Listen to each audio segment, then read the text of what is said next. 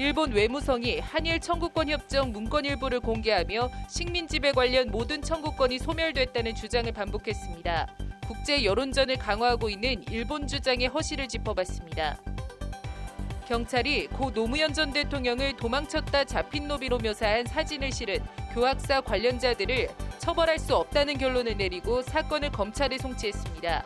법적인 쟁점을 알아봤습니다.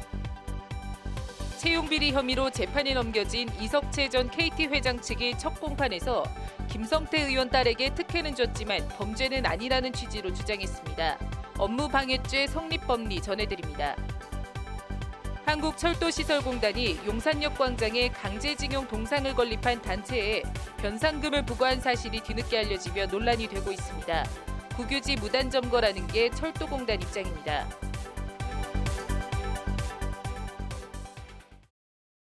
(7월 30일) 법률방송 로투데이 시작하겠습니다. 첫 소식입니다.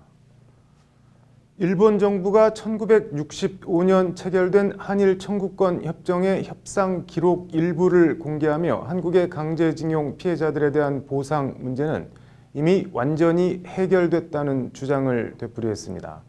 과연 그런지 들여다봤습니다. 앵커 브리핑입니다.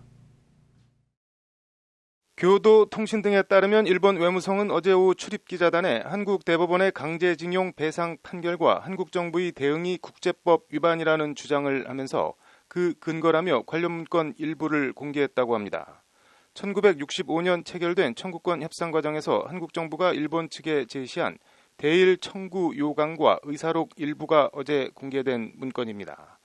대일 청구 요강은 모두 8항목으로 돼 있는데 일본 외무성이 공개한 항목은 피징용 한인의 미수금, 보상금 및 그 밖의 청구권 변제를 청구한다는 내용입니다. 피징용 한인, 즉 한국 징용 피해자들이 징용 갔다 못 받은 임금이나 강제 동원에 대한 보상금, 특히 그 밖의 청구권 등 애초 한국 측에서 보상받아야 할 모든 걸 다 청구했다는 겁니다.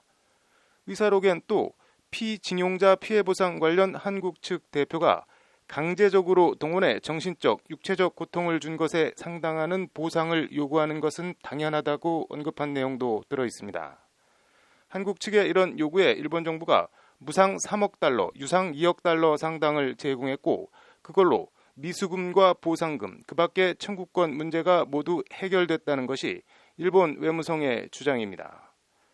실제 한일 청구권 협정엔 식민지배 시절 청구권에 관한 문제가 완전하고도 최종적으로 해결됐다는 문구가 적시되어 있기는 합니다.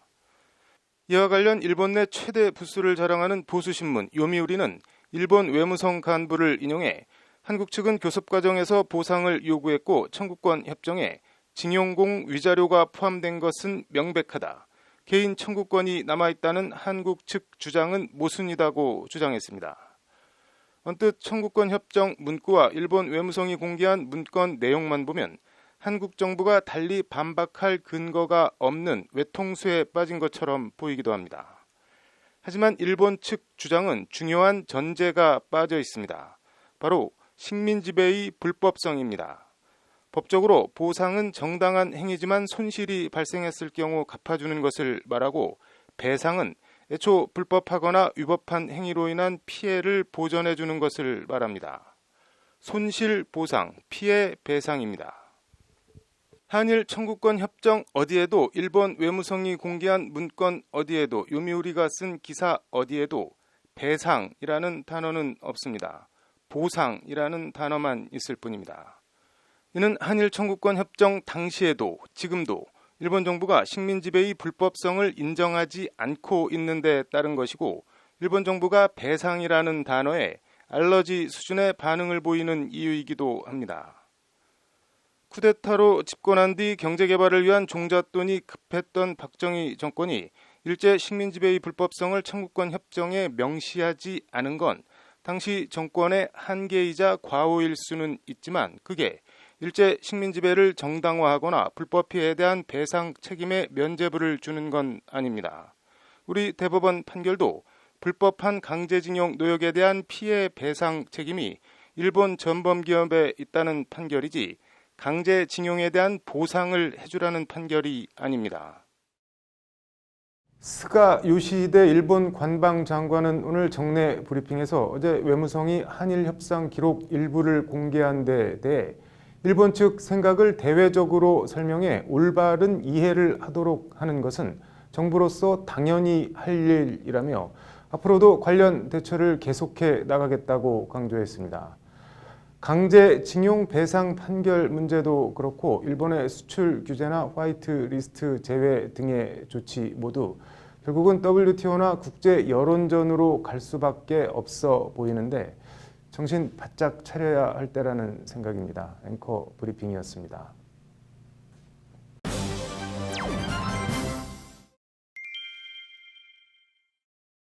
온 국민의 법률 파트너를 지향하는 저희 법률 방송에선 시청자들이 딱딱하게 여기기 쉬운 법조 뉴스를 쉽고 친근하게 접근할 수 있도록 오늘부터 포털 사이트 실시간 검색어 상위권에 오른 단어를 키워드로 관련 법적인 쟁점 등을 짚어드리는 검색어로 본 법조 뉴스 코너를 시작합니다.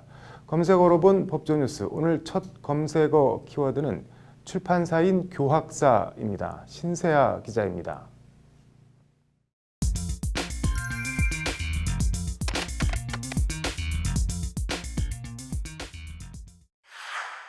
오늘 포털 사이트엔 오전부터 하루 종일 도서출판 교학사가 실시간 검색어 순위 1, 2위에서 엎치락 뒤치락했습니다.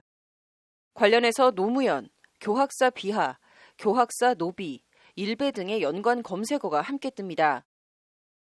교학사가 하루 종일 이슈가 된 건 고 노무현 전 대통령을 도망갔다 잡힌 노비로 묘사한 사진을 참고서에 실어 사자 명예훼손 혐의로 고소당한 사건에서 양진호 교학사 대표이사 등 피고소인들을 경찰이 무혐의 처리했기 때문입니다. 일단 문제의 사진부터 찾아봤습니다. 교학사가 지난해 펴낸 한국사 능력 검정시험 고급 최신 기본서에 실린 사진인데 드라마 추노에 나온 출연자 얼굴에 노 전 대통령의 찡그리고 있는 얼굴을 합성했습니다. 사진 설명엔 드라마 추노라며 붙잡힌 도망 노비에게 낙인을 찍는 장면이라고 쓰여 있습니다. 해당 사진은 구구 일탈 커뮤니티 일베가 노 전 대통령을 비하하고 조롱하려고 합성한 사진인데 교학사가 아무런 검증 없이 문제의 사진을 중고생들이 보는 참고서에 그대로 실은 겁니다. 파문이 일파만파 커지자 교학사 측은 사과문을 올리고 해당 수험서를 전량 수거해 폐기한다고 밝혔지만 유족들의 분노를 달래기엔 부족했습니다. 고 노무현 전 대통령의 아들 건호 씨는 지난 4월 교학사 관계자들을 사자 명예훼손 등 혐의로 서울 서부지검에 고소장을 제출했고 교학사를 상대로 10억 원의 손해배상 소송도 별도로 제기했습니다. 형사 고소 사건은 서울 마포경찰서에서 맡았는데 마포경찰서는 오늘 혐의 없음 결론으로 사건을 검찰에 송치했고 이런 사실이 알려지면서 네티즌들 사이에 갑론을박이 벌어지며 이슈가 된 것입니다. 돌아가신 분에 대해 모욕도 이런 모욕이 없는데 이게 왜 죄가 되지 않느냐는 성토가 그것입니다.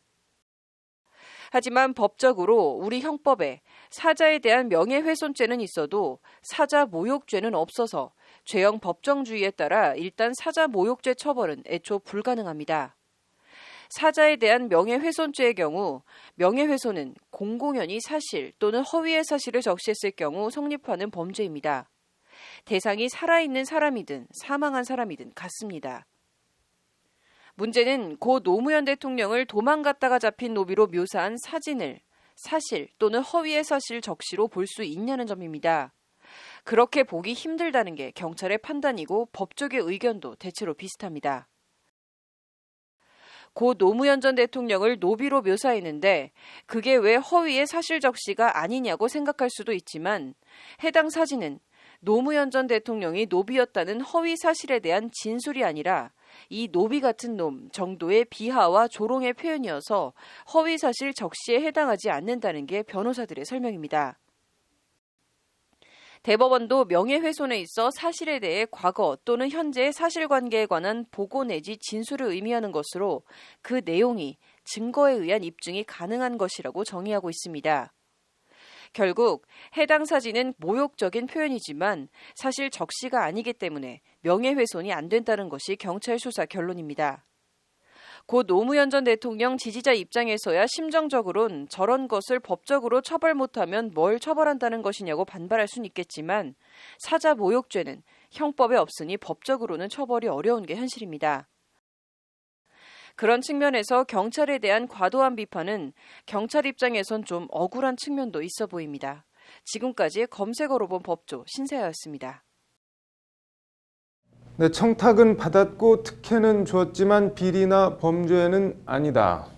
자유한국당 김성태 의원 딸 KT 채용 비리 혐의 재판 얘기해 보겠습니다. 남성한 변호사의 시사법률입니다. 변호사님, 지난 26일이죠. 이석채 전 KT 회장 등에 대한 첫 재판이 열렸는데 증언이 좀 세 보이는 증언이 나왔는데 어떤 내용인가요? 네, 일단 증인으로 나온 사람은 2012년 네. KT의 대졸 공채 실무를 담당했던 A 씨입니다. 네. 이 사건에서 A 씨는 증인으로 나와서 네. 그 김성태 의원의 딸 김모 씨와 관련해서 인적성 검사가 끝난 후에 네. 채용 프로세스에 태우라라는 오더, 지시를 네. 받았다 이렇게 증언했는데요. 네. 김성태 의원 딸의 경우에는 10월 19일에 입사 지원서를 제출했고 네. 이게 마감 한 달 뒤였다는 것입니다. 네. A 씨는 이와 관련해서 이메일 지원서를 보면 네. 다수의 작성 항목이 이미 공란으로 남겨져 있어서 네. 과연 지원할 생각이 있었는지 의구심이 들 정도였다 이렇게 증언했다고 합니다. 그래서 네. 자신이 김 의원 딸에게 외국어 부문, 자격증, 장점, 보완점 이런 누락된 부분들을 네. 채워달라고 요구했다. 이렇게 전했고요. 네. 그다음에 김 의원 딸은 뒤늦게 인성검사와 관련해서 불합격 대상인 네. D를 받았다는 점도 밝혔습니다. 네. 그럼에도 불구하고 인성검사를 통과해서 네. 다음 전형인 면접에 응시했다는 것이고요. 이에 네. 대해서 A 씨는 상급자인 B 팀장에게 네. 이런 사실을 알렸더니 B 팀장이 당황했던 게 기억이 난다. 그러면서 네. 본인도 위에서 의사결정을 하는 대로 따라서 한 것이기 때문에 그냥 하자 이렇게 했다는 것이 A 씨의 증언입니다. 네.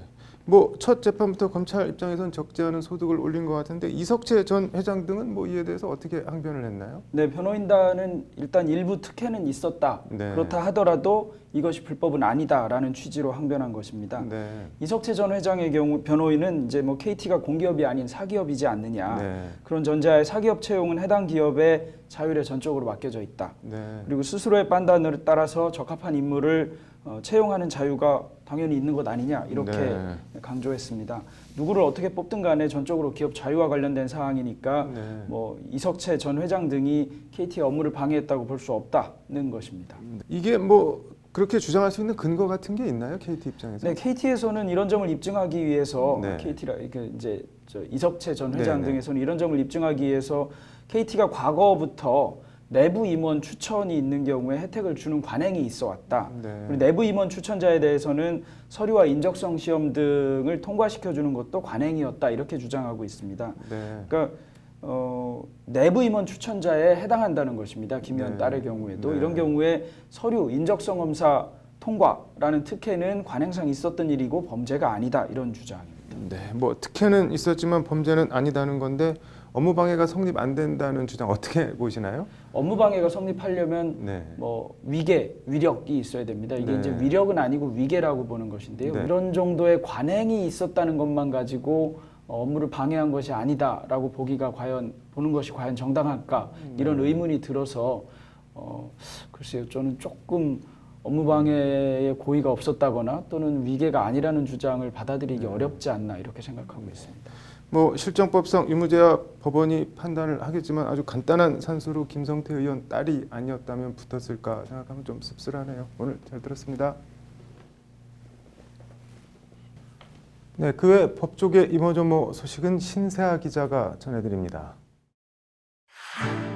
프로포폴을 막기 위해 돈도 없으면서 꾀병을 부려 상습적으로 수십 차례에 걸쳐 수면 내시경 검사를 받은 뒤 치료비를 내지 않은 30대 남성에 대해 법원이 징역형 실형을 선고했습니다.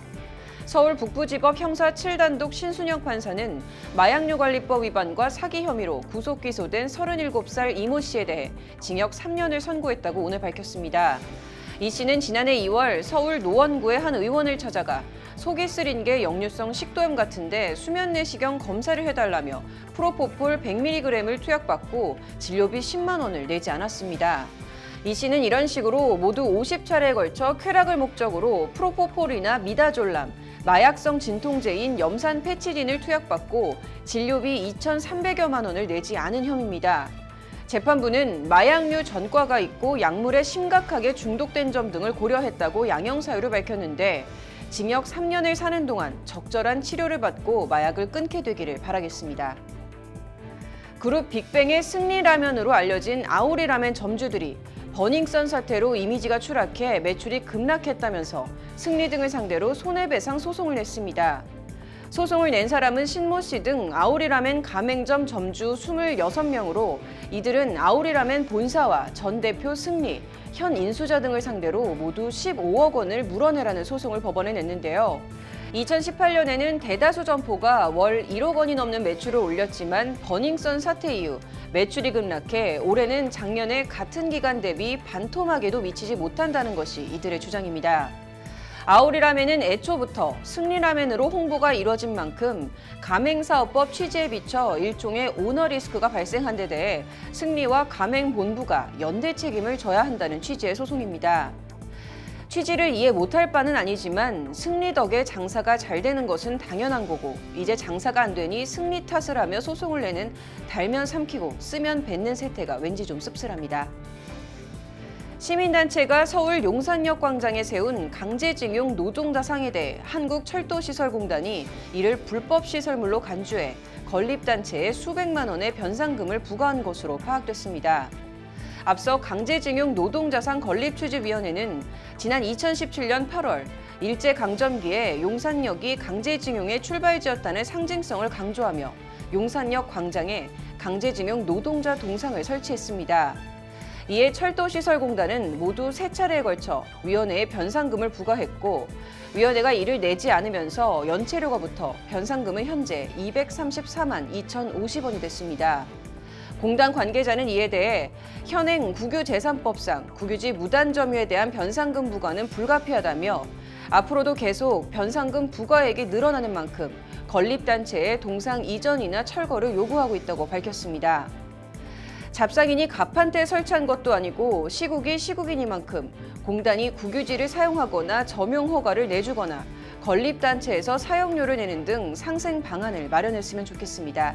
지금까지 법조계 이모저모였습니다.